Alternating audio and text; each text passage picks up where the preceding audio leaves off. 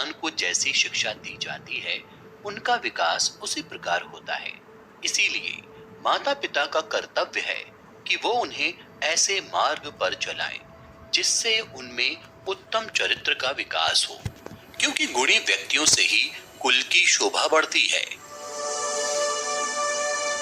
जो मित्र आपके सामने चिकनी चुपड़ी बातें करता हो और पीठ पीछे आपके कार्य को बिगाड़ता हो, उसे त्याग देने में ही भलाई है। वो उस बर्तन के समान है जिसके ऊपर के हिस्से में दूध लगा है लेकिन अंदर विष भरा हुआ है। वही गृहस्थ सुखी है जिसकी संतान उसकी आज्ञा का पालन करती है। पिता का भी कर्तव्य है कि वो पुत्रों का पालन पोषण अच्छी तरह से करे। ऐसे व्यक्ति को मित्र नहीं कहा जा सकता जिस पर विश्वास नहीं किया जा सके, और ऐसी पत्नी व्यर्थ है जिससे किसी प्रकार का सुख प्राप्त ना हो।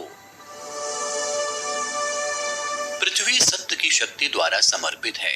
ये सत्य की शक्ति ही है जो सूरज को चमक और हवा को वेग देती है। दरअसल सभी चीजें सत्य पर निर्भर करती हैं। 4 रीजंस कि क्यों हमें रिच डैड पुअर डैड को जरूर सुनना चाहिए। नंबर 1, आप कमाते तो हो। आचार्य चाणक्य कहते हैं, जिस देश में न सम्मान हो न जीविका हो, ना ही भाई बंधु हो और ना ही जीविका का लाभ हो, वहां निवास नहीं करना चाहिए। जिस प्रकार सभी पर्वतों पर माणिक्य नहीं मिलता, हर हाथी के मस्तिष्क पर मोती नहीं होता, सभी जंगलों में चंदन के वृक्ष नहीं होते, उसी प्रकार सज्जन पुरुष सब जगह नहीं मिलते। पुत्र वही है जो पितृभक्त है, पिता वही है जो पालन पोषण करता है, जिस पर विश्वास हो वही मित्र है, स्त्री वही है जिससे सुख प्राप्त हो।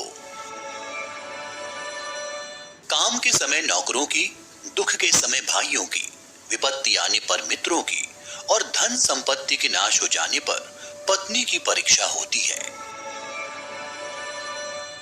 बीमार होने पर, दुख के समय, अकाल पड़ने पर, शत्रुओं से संकट होने पर राजा के सामने और शमशान में जो साथ देता है वही बंधु है। विष से अमृत को, अशुद्ध पदार्थों से सोने को, नीच व्यक्ति से उत्तम विद्या को एवं दुष्ट कुल से भी गुणवान स्त्री को ग्रहण कर लेना चाहिए। जिसका पुत्र उसके वश में हो, स्त्री उसकी इच्छा के अनुरूप आचरण करे, जो थोड़े धन में संतुष्ट हो, उसके लिए स्वर्ग यही है। सामने मीठी मीठी बातें करे और पीठ पीछे काम बिगाड़े, ऐसे मित्र से दूर रहना चाहिए। वो उसी प्रकार है जैसे अंदर विष और ऊपर से दूध से भरा हुआ घड़ा। कुमित्र पर तो कदापि विश्वास नहीं करना चाहिए, लेकिन सुमित्र पर भी अधिक विश्वास नहीं करना चाहिए, क्योंकि कभी नाराज हो जाने पर वो सारी गुप्त बातें प्रकट कर सकता है। आचार्य चाणक्य कहते हैं, हमें प्रातः काल उठकर ही दिन भर के कार्यों के बारे में विचार कर लेना चाहिए। प्राप्त वस्तु या सुख को छोड़कर उस चीज के पीछे मत भागो जिसके मिलने की कोई उम्मीद ही ना हो, अन्यथा मिली हुई चीज को भी खो दोगे। शिक्षा ही एकमात्र ऐसा धन है जिसे कोई भी चुरा नहीं सकता और ना ही कोई छीन सकता है। अगर कोई कीमती वस्तु हो और वो किसी गंदी जगह पर पड़ी हो, तो भी उसे उठा लेना चाहिए। जो व्यक्ति हर पल अपने प्रिय के ख्यालों में खोया रहता है, उसे कुछ भी प्राप्त नहीं होता। जो व्यक्ति जिस कार्य में कुशल हो, उसे वही कार्य करना चाहिए। पागल, पशु, कोढ़ी व्यक्ति, कुंवारी लड़की और ढोंगी साधुओं से हमेशा दूर रहना चाहिए। जो धैर्यवान नहीं है, उसका ना तो कोई वर्तमान है ना ही कोई भविष्य। शिक्षा अच्छे या बुरे किसी भी व्यक्ति से मिले, उसे बिना किसी संकोच के प्राप्त करना चाहिए। अपने मन का भेद कभी किसी दूसरे को नहीं देना चाहिए, क्योंकि ऐसा करने वाले लोग अक्सर धोखा खाते हैं। जीवन सिर्फ पेट भरने का नाम नहीं, ये काम तो पशु भी कर लेते हैं। चतुर अच्छे लोगों और विद्वानों से हमेशा मेलजोल बनाकर रखते हैं। आचार्य चाणक्य कहते हैं, ऐसे लोगों से बचिए जो आपके मुंह पर तो मीठी बातें करते हैं, लेकिन आपकी पीठ पीछे आपको बर्बाद करने की योजना बनाते हैं। ऐसा करने वाले तो उस विष के घड़े के समान हैं, जिसकी ऊपरी सतह दूध से भरी है। जीवात्मा अपने कर्म के मार्ग से जाता है और जो भी भले बुरे परिणाम कर्मों के आते हैं उन्हें भोगता है।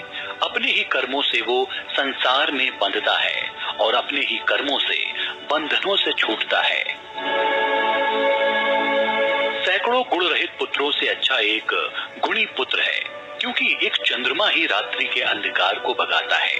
असंख्य तारे ये काम नहीं करते। जो सुख और शांति का अनुभव स्वरूप ज्ञान को प्राप्त करने से होता है, वैसा अनुभव जो लोभी लोग धन के लोभ में यहाँ वहाँ भटकते रहते हैं, उन्हें नहीं होता।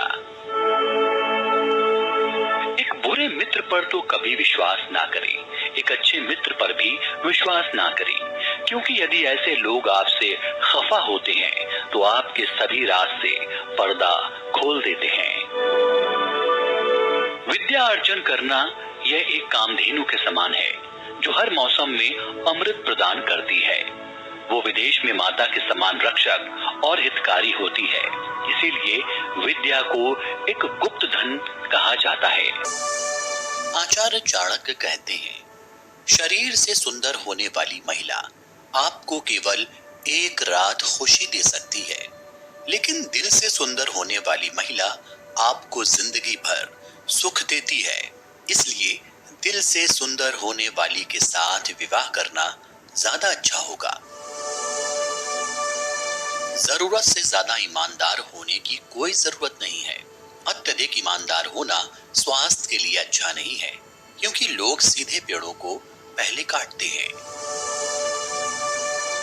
बुरे लोगों की मीठी बातों पर हमें कभी भी भरोसा नहीं करना चाहिए, क्योंकि वो अपनी मूल स्वभाव को नहीं भूलते। बाघ हिंसा करना कभी नहीं छोड़ता। दूध के साथ मिलकर पानी भी दूध बन जाता है, उसी तरह हम भी अच्छे लोगों के साथ मिलकर अच्छे बन सकते हैं। इसलिए हमें अच्छे लोगों के साथ दोस्ती करनी चाहिए। जो राजा अधर्म के रास्ते पर चलता है और अपनी प्रजा का ख्याल नहीं रखता, वो अपने स्वार्थ की वजह से अपने आप ही बर्बाद होता है। उसी तरह हमारे समाज और देश का ख्याल ना रखने वाला व्यक्ति बर्बाद होता है। बड़े हाथी को नियंत्रित करने के लिए एक छोटी सी श्रृंखला पर्याप्त है। अंधेरे को हटाने के लिए एक छोटा दीपक पर्याप्त है। बड़े पहाड़ को कुचलने के लिए बिजली का एक मार्ग पर्याप्त है। आपका शरीर, आकार और सौंदर्य महत्वपूर्ण नहीं है, केवल आपकी क्षमता और आत्मविश्वास महत्वपूर्ण है। शिक्षा प्राप्त करना एक तपस्या की तरह है, इसलिए घर